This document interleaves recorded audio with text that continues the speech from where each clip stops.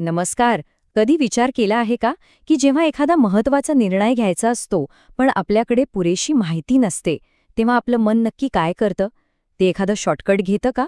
आज आपण अशाच एका जबरदस्त मानसिक प्रवृत्तीबद्दल बोलणार आहोत, जिला संदिग्धता प्रभाव किंवा ॲम्बिग्विटी इफेक्ट असं म्हणतात. चला तर मग पाहूया हे नेमकं आहे तरी काय. एक साधं उदाहरण घेऊया. समजा आपण ऑनलाईन शॉपिंग करतोय. आपल्यासमोर 2 प्रॉडक्ट्स आहेत. एकीला 3 स्टार रेटिंग मिळालंय, म्हणजे ठीकठाक आहे. तर दुसरी वस्तू अगदी नवीन आहे. त्याला अजून कोणीच रेटिंग दिलेलं नाहीये. मग आपण काय निवडणार? जरा विचार करा.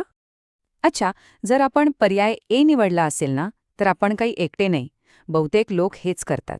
जरी दुसरा प्रोडक्ट खूप चांगला असू शकला असता, तरीही आपल्याला माहीत असलेलं निवडणंच जास्त सुरक्षित वाटतं.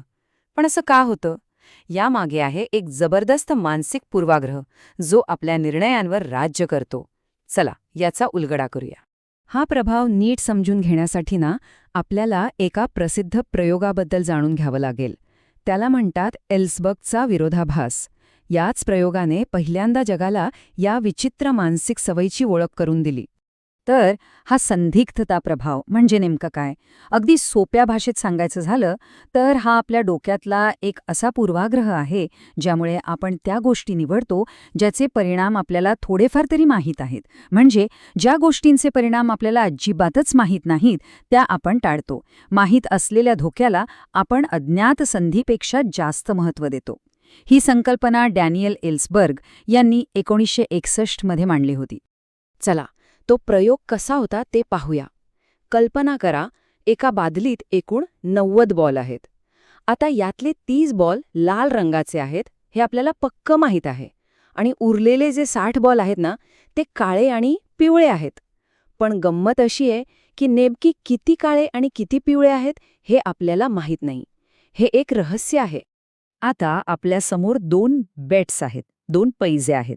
पैज ए, जर लाल बॉल निघाला तर आपल्याला $100 मिळतील, आणि पैज बी, जर पिवळा बॉल निघाला तर $100 मिळतील. आता सांगा, कोणती पैज लावणार? एक क्षण थांबा आणि विचार करा. कोणती पैज जास्त सेफ वाटते? आपलं मन काय म्हणते? ए की बी?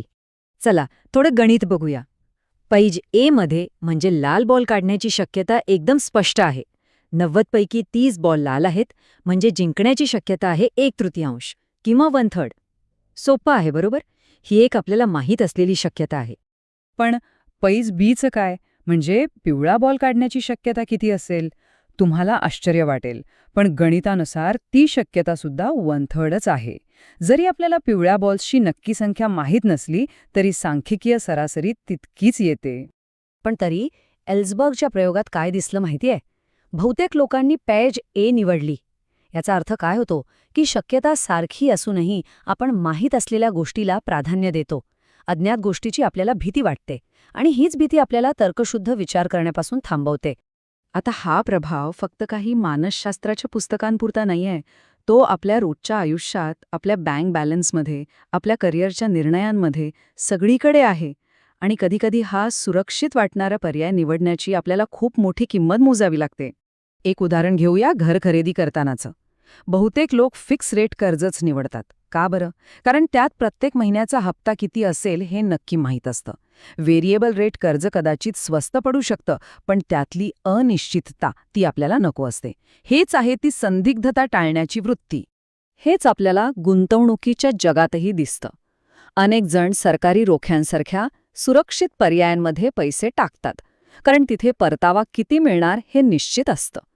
शेअर बाजारात खूप जास्त परतावा मिळण्याची शक्यता असते, पण तिथल्या अनिश्चिततेमुळे, तिथल्या चढउतारामुळे अनेक जण तो धोका पत्करायला तयारच नसतात. आणि हा परिणाम फक्त आपल्यापुरता नाही, तर मोठ्या स्तरावर पण दिसतो. मोठमोठ्या कंपन्या आणि सरकारांसुद्धा नवीन, अधिक चांगली धोरणं स्वीकारण्याऐवजी जुन्या, अयशस्वी झालेल्या सिस्टम्सना चिकटून राहतात. याचं कारण नवीन सिस्टमचे परिणाम अज्ञात असतात, आणि या अज्ञात भीतीमुळे देशाची किंवा कंपनीची प्रगती थांबते. पण प्रश्न हा आहे की आपलं डोकं असं वागतंच का? यामागे एक खूप मोठं कारण आहे. खरं तर आपला मेंदू खूप हुशार आहे. तो ऊर्जेची बचत करण्यासाठी काही शॉर्टकट्स वापरतो, आणि हा त्यातलाच एक शॉर्टकट आहे. मानसशास्त्रामध्ये या मानसिक शॉर्टकटला ह्युरिस्टिक म्हणतात. संदिग्धता प्रभाव हा असाच एक ह्युरिस्टिक आहे. म्हणजे जेव्हा आपल्याकडे खूप जास्त माहिती असते किंवा निर्णय घ्यायला वेळ खूप कमी असतो, तेव्हा आपला मेंदू हा सोपा, सुरक्षित दिसणारा मार्ग निवडतो. आता काही वेळा जेव्हा आपल्याकडे खरंच माहिती नसते तेव्हा हा शॉर्टकट कामाला येतो. पण ह्यावर जर आपण जास्तच अवलंबून राहिलो तर काय होतं? आपला विचार एकाच दिशेने जातो आणि आपण कदाचित आयुष्यातल्या मोठ्या संधींना मुकतो. मग या मानसिक सापळ्यातून बाहेर कसं पडायचं? चांगली बातमी ही आहे की आपण यावर नक्कीच मात करू शकतो. फक्त थोडी जागरूकता आणि काही सोप्या युक्त्या वापरल्या की झालं. आपण खूप चांगले निर्णय घेऊ शकतो. चला, पाहूया कसे. यावर मात करण्यासाठी 4 सोप्या पायऱ्या आहेत. पहिली, मान्य करा की हा पूर्वग्रह आपल्यात आहे. दुसरी, थांबा, निर्णय घ्यायची घाई करू नका.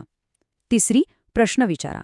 जो पर्याय सुरक्षित वाटतोय तो खरंच तेवढा चांगला आहे का? आणि सर्वात महत्त्वाची चौथी पायरी, पॉझिटिव्ह विचार करा. अज्ञात पर्यायामुळे फक्त वाईट काय होईल याचा विचार करण्याऐवजी चांगलं काय होऊ शकतं हेही बघा. हे एक वाक्य नेहमी लक्षात ठेवा. जेव्हा आपण संदिग्धतेचा सामना करतो तेव्हा आपण अनेकदा फक्त वाईट काय होईल याचाच विचार करतो आणि हे विसरून जातो की परिणाम सर्वोत्तम देखील असू शकतो. अनिश्चिततेचा अर्थ फक्त धोका असा नाही तर संधी असाही असतो. तर आज आपण काय शिकलो? 1. की आपल्याला नैसर्गिकरित्या अनिश्चितता आवडत नाही. 2. हा संदिग्धता प्रभाव एक असा मानसिक शॉर्टकट आहे जो कधीकधी उपयोगी पडतो पण अनेकदा आपल्या प्रगतीत अडथळा आणतो. 3. हा आपल्या छोट्या मोठ्या सगळ्या निर्णयांवर प्रभाव टाकतो. आणि 4. आपण यावर शांतपणे विचार करून आपल्या गृहीतकांना आव्हान देऊन आणि पॉझिटिव्ह राहून मात करू शकतो. आणि आता जाता जाता आपल्यासाठी एक प्रश्न. आपल्या आयुष्यात असा कोणता अज्ञात पर्याय आहे ज्याकडे आपण फक्त भीतीमुळे पाठ फिरवत आहोत? कदाचित त्यावर पुन्हा एकदा शांतपणे विचार करण्याची हीच योग्य वेळ असेल.